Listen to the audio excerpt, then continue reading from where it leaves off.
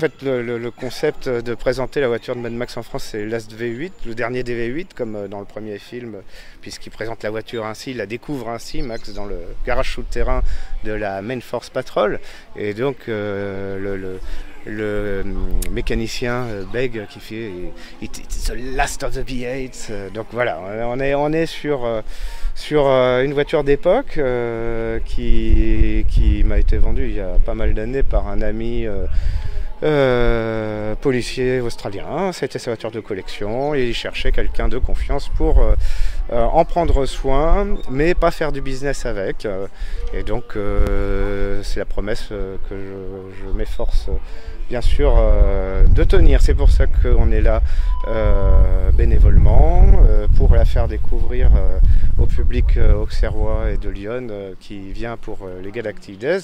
Et surtout l'opportunité, c'était que la thématique de cette année, c'est justement le post-apocalyptique. Donc on est quand même sur un des films marquants, mêlant cette ambiance post-apo. On ne peut pas dire que le film soit après une apocalypse, c'est quand même après une crise pétrolière importante. Et puis les suivants d'ailleurs, Mad Max 2, Mad Max, enfin tous les autres, sont eux tout à fait post-apo. Mais aussi parce que il y a le côté bagnole qui a bercé notre enfance et que peut-être les plus jeunes d'aujourd'hui pourront pas nécessairement comprendre. On va dire, je ne suis pas persuadé que les voitures actuelles deviennent un jour voitures de collection. On peut se permettre un doute là-dessus.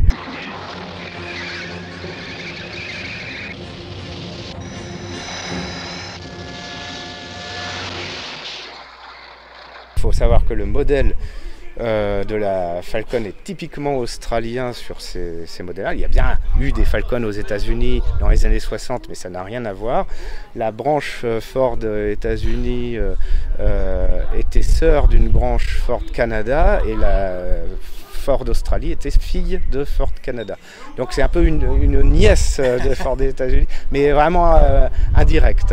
On n'a pas vraiment de lien, à part que c'est la famille Ford. Et donc ils ont décidé de faire une voiture australienne faite pour les pistes australiennes, pour lesquelles les voitures américaines n'étaient pas adaptées. Et donc ils ont créé des voitures assez performantes.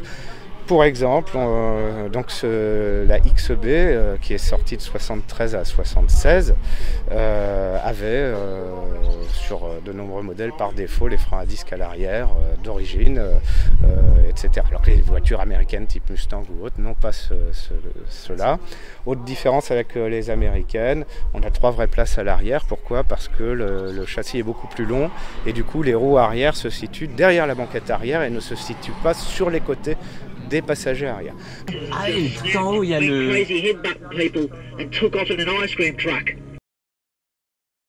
Mais c'est juste quelques petites astuces qui permettent de différencier. Une des dernières muscle cars, puisque les États-Unis se sont arrêtés en 73, et je viens de vous dire que là on est sur un modèle 73 en Australie, et donc les États-Unis en 73 avaient déjà commencé à brider leurs voitures, à les rendre plus compactes à cause justement de la crise pétrolière qui a inspiré le film Mad Max. Donc de 73 à 76, les Australiens ont continué à créer des muscle cars, à les rendre encore plus performantes.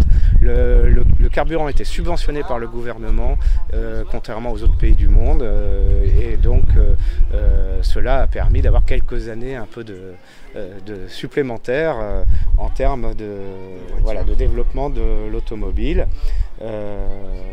Et donc, que dire d'autre sur cette voiture? Alors, elle n'apparaît pas à l'écran. Je tiens à le répéter, à le souligner. Elle n'apparaît pas à l'écran dans un des Mad Max. Il faut savoir qu'il y a eu dans Mad Max 1 une voiture qui a été réutilisée dans le deuxième Mad Max, et que dans le deuxième Mad Max, la voiture que l'on voit avoir un accident, quant à elle, n'est pas la voiture Star, c'est une voiture de cascade. Ouais.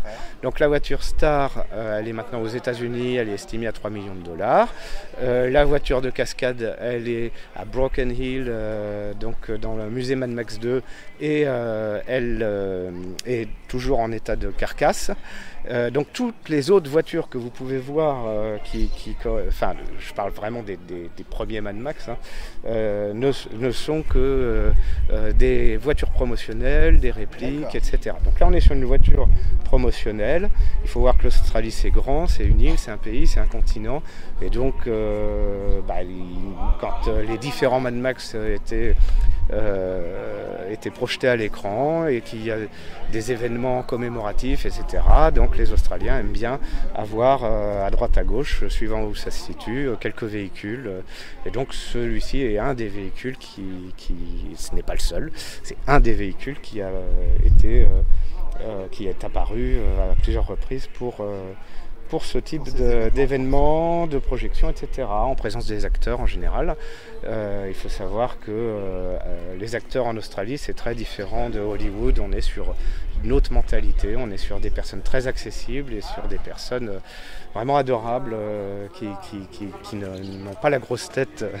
Voilà, cette voiture a été signée, elle doit avoir une vingtaine de signatures à peu près, et c'est la seule au monde signée par Mel Gibson à ma connaissance.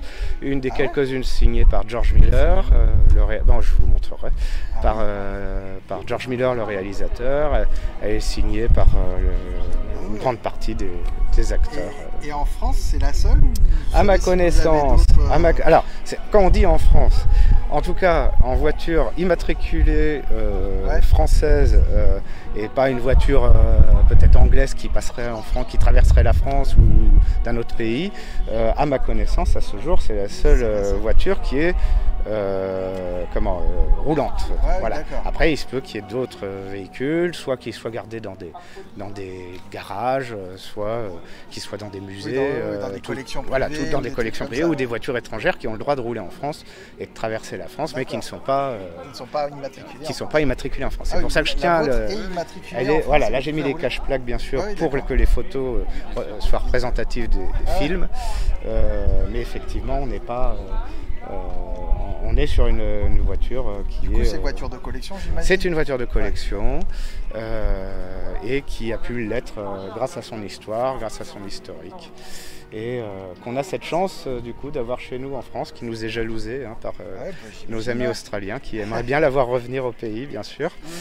Mais c'est un peu sa place est dans un musée, comme dit Indiana Jones. Ça s'applique tout à fait à ce véhicule. Et il faut savoir que c'est un véhicule qui, là, sur la route pour venir à Auxerre, a fini son rodage. On est à 10 000 km depuis son existence, puisqu'elle était toujours promenée sur plateau principalement. Elle a fait peu de kilomètres. Ce sont des voitures qui font 1 million de kilomètres, voilà, pour donner une idée. Voilà, à l'époque. Oui. Donc c'est un ovni, c'est une capsule temporelle, on est sur une pièce de musée. Voilà. D'après les éléments que j'ai et d'après les éléments que je... Elle a 10 000 au compteur. Elle a 10 000 tout court, oui, absolument. Elle est neuve. Et d'ailleurs, vous le verrez quand vous regarderez l'état de l'intérieur. Les sièges, c'est le truc le plus représentatif. Ce sont des sièges qu'on ne trouve plus, qui n'existent plus. Ce sont des sièges d'origine. Vous verrez qu'ils sont neufs. Tout l'intérieur est neuf. Après, il y a un vieillissement parce que l'extérieur a été abrité comme là, juste sans cloison. Donc, elle était livrée au vent, etc. Il faut voir qu'en Australie, ils ont un temps qui est plutôt sec, ce qui permet une bonne sauvegarde des véhicules. Voilà, mais du coup, l'extérieur a la patine de l'âge du véhicule et l'intérieur d'origine est juste neuf. Voilà ce que je peux vous dire sur ce véhicule. Merci beaucoup. Merci beaucoup. Moi, je remercie Galactic Days de nous avoir accueillis à Auxerre, de nous avoir invités à Auxerre.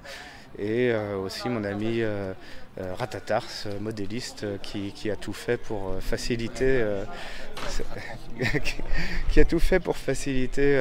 voilà, la mise en œuvre de cette petite visite australienne. D'accord. Merci beaucoup. Merci. Je vous en prie. You don't want to make Max mad. Because when Max gets mad, he gets even. American International presents Mad Max, the maximum force of the future.